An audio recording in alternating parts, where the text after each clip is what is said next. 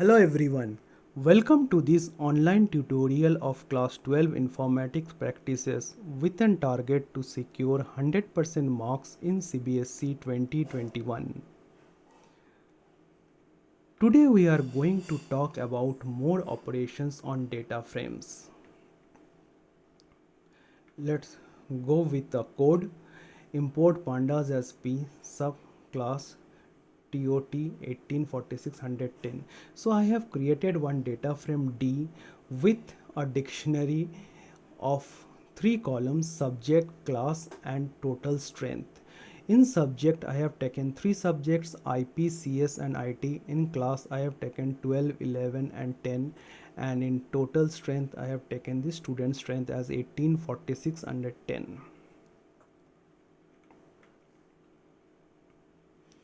So if I execute the code, I think already you have guessed. So this is the output of it.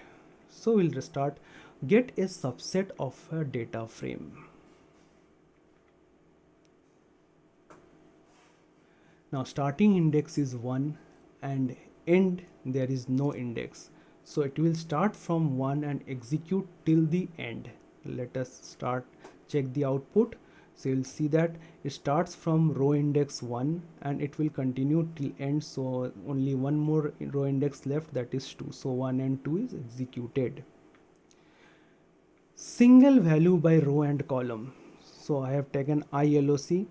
So in last class also it has discussed in pandas it is used to select rows and columns by number.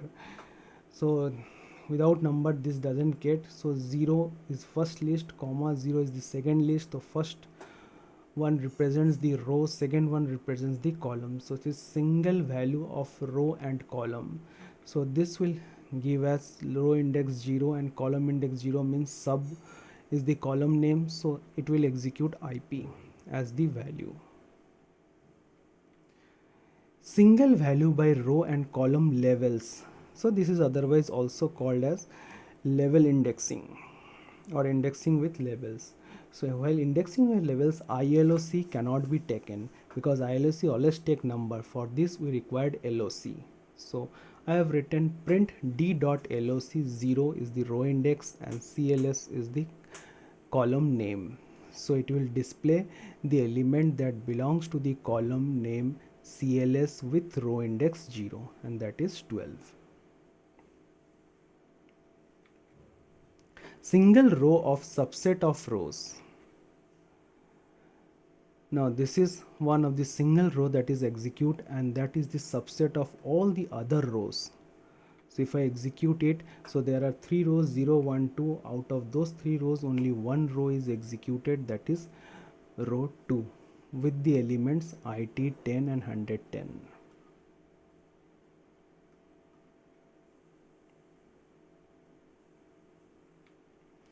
Single column of subset of columns. Now LOC colon comma, so in that case of row, all the rows are chosen for a particular column, that is CLS. Now let me execute. So here CLS is the column that is chosen and all the row indexes are chosen, that's why 12, 11 and 10. So this is a single column of subset of columns.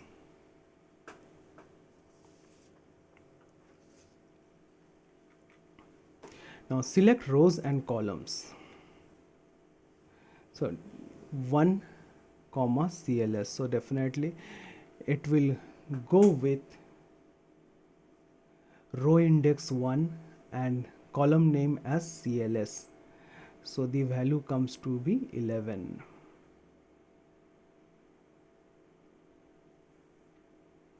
Boolean indexing. Use filter to adjust data frame. So in Boolean we can use a condition inside the index place. So d of dot is greater than equal to 40. That means what? It will print all the values where dot values will be greater than equal to 40. So dot values greater than equal to 40 means there are two values applicable, that is 46 and 110. So it will give the corresponding output where 46 and 110 are there. So that is the CS is the subject, CLS class is 11 and subject IT class is 10. So there the total strength is greater than equal to 40. Now tail function. Tail function always prints the values that is at the bottom of it. So tail with an index. Now suppose here is a data of subject and class total. So in that I have print the tail 2. Tail 2 means from the bottom side or from the down side, two indexes will be print. So let me execute the code, it will very much clear. So from the bottom side the two index positions are 5 and 6. So for row index 5 and 6 will print, that is tail n. Now if I use the negative index, then what happens? Now let me write tail minus 2. So here I want to print d dot tail minus 2. So can you guess the output? Okay, let's check whether you have guessed it correct or not. So this is the output it comes. Now how it occurs actually? Now let me take the data frame with the row index 0, 1, 2, 3, 4. So this is the positive row index, exactly as done in case of list. Here also the same way. First we mark the negative row index, so that is minus 1, minus 2, minus 3, minus 4, minus 6, minus 7. So tail end are 6 and 7. So minus 6 and minus 7 are the tail end because they are the lowest values. Now the minus 6 and minus 7 will be deleted, so remaining values will be minus 5, minus 4, minus 3, minus 2, minus 1. And if remaining are deleted, the value left are minus 6, minus 7. But minus 6, minus 7 are not the tail end values. Tail end values are from minus 5 to minus 1. So these values will remain, and that is your answer. So row index with 2, 3, 4, 5, 6. Now tail function without any parameter. So without any parameter means it will execute from bottom the 5 values.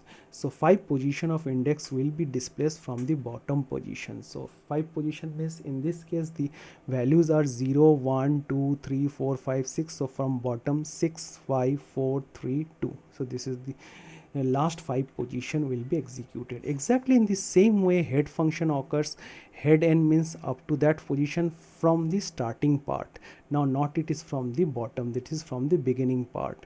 Head minus n exactly as tail minus n, and head without any parameter means it will be by default parameter is 5. So from top 5 position the values will be shown. Now let's see one example of head minus 2.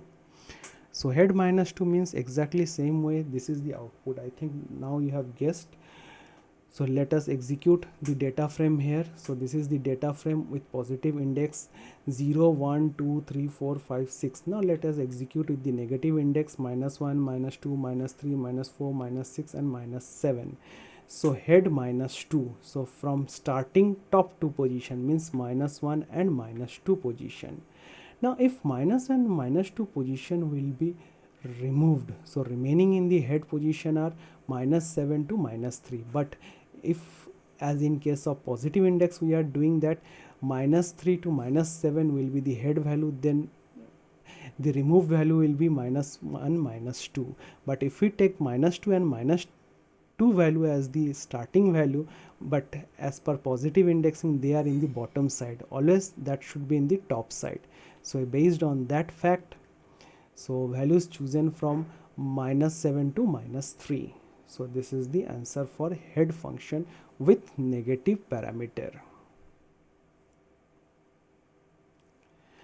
Another operation related to data frame is merging operation.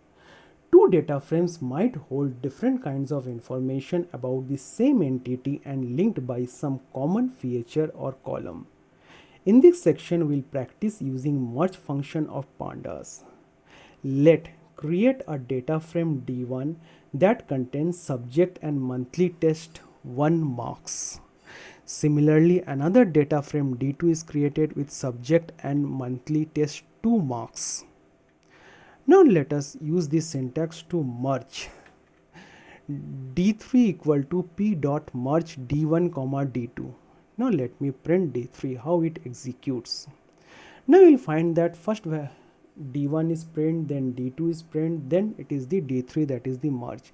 You will find that the values are merged and the two columns MT1 and MT2 has been printed in a sequence order. Sequence means you will see that in case of D1, the subject, that is the column names, are IP, accounts, eco, BST, English, while in case of D2, column names are in the sequence English, IP, accounts, eco, BST. So both have got different column sequence. But while getting the output D3 after merge, you will find that IP, in case of D1, IP marks of MT1 is 41. Here in case of D3, it also prints the same.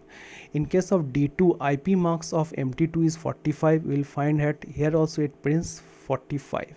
So this merging happens on the basis of the subject, not on the basis of index.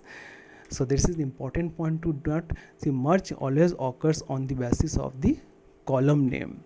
So let generalize the thing. So D1 and D2 are the two data frames. In this data frame, the subjects are common to both the data frames. That's why it is all are showing an MT1 marks for D1 and MT2 marks for D2.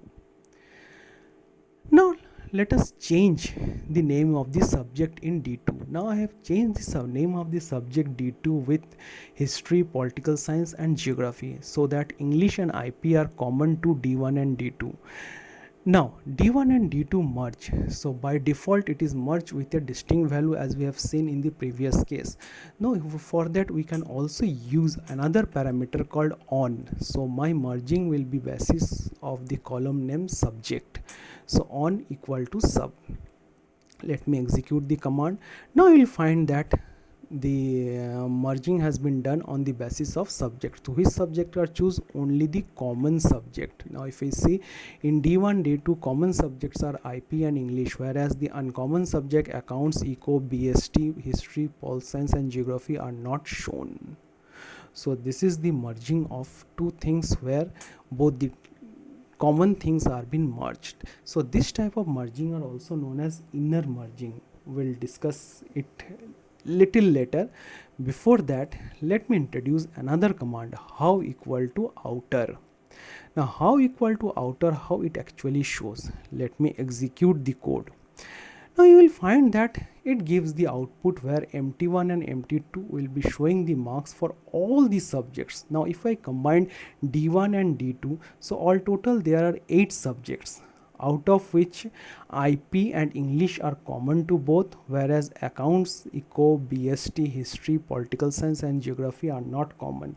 So accounts, eco, BST is for D1, that's why in MT1 its value are showing, whereas in MT2 no values are there, that's why it is showing NaN. Now let me represent that in diagrammatic form. So this shows the common values, subject IP, English, uncommon values of the subject accounts, eco, BST and history, political science, geography. So when you are using it as outer, so it will consider the total set of D1 and D2. Now if I write how equal to inner, so that is the default one that I am saying, it will give you the exactly the output which is common to it. So that is IP and English are chosen and it gives the output exactly in the same way. Now let's go with the another portion. If I write how equal to left. Now left, so here is the two parameters, left and right. It decides on the basis of merge. After merge, which data frame is taken first? So D1 taken first, so D1 refers to left, and which one is the taken next? That is D2, that refers to the right. Now how output comes? Now you'll find it, if I take D1 and left, so all the subject parameters of D1 are shown, not of D2, and marks of MT2 are shown on the basis of the subject taken in D1.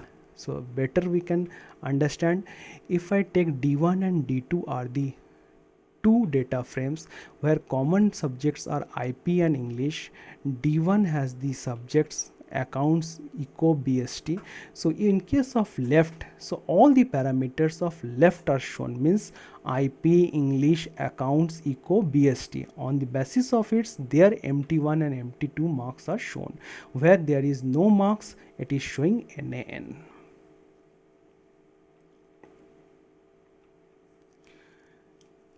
Now let me introduce another syntax, that is how equal to write. So how equal to write will also executes in the same way. Here I am using another parameter, that is indicator. Now what this indicator is doing? So let me execute the code. Now we'll see that in the last column, indicator indicates that whether this column belongs to both the data frame or only one data frame. If it belongs to one data frame, then which data frame? Since we are doing with the right part, so that's why only right is executed. Now see, right side subjects are English, IP, history, political science and geography, out of which IP and English are common. That's why IP and English MT1 and MT2 marks are showing, where merge property is written both. Whereas in case of history, political science, geography, it is only with D2, that is M2 marks are there and MT1 marks are not there. So this is showing that right only is the indicator property.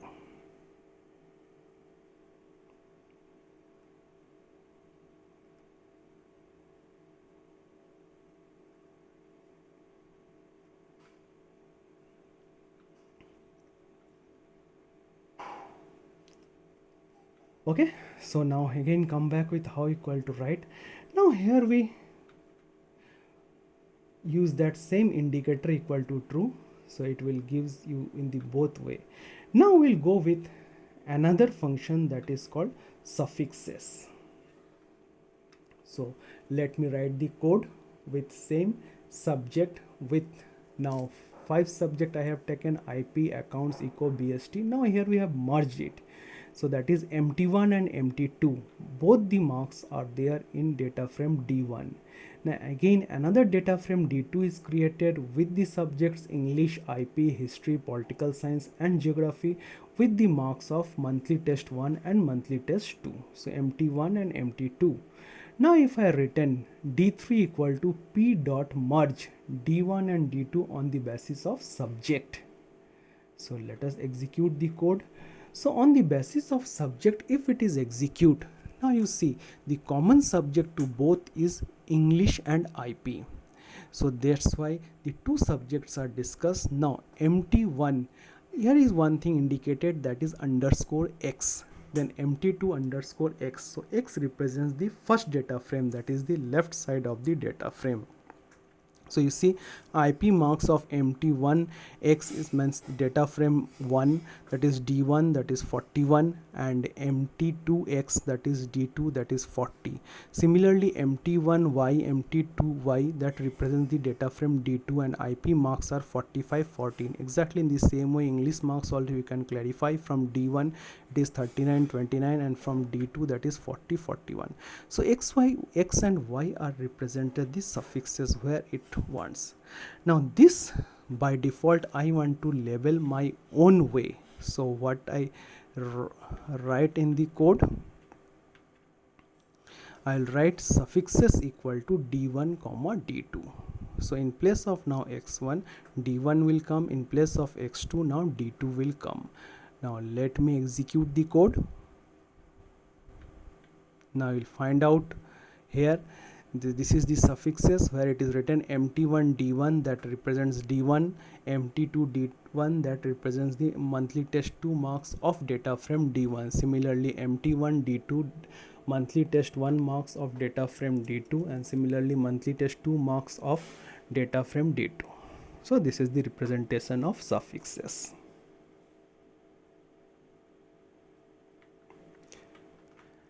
So that's all I had for this tutorial. Thank you very much for watching.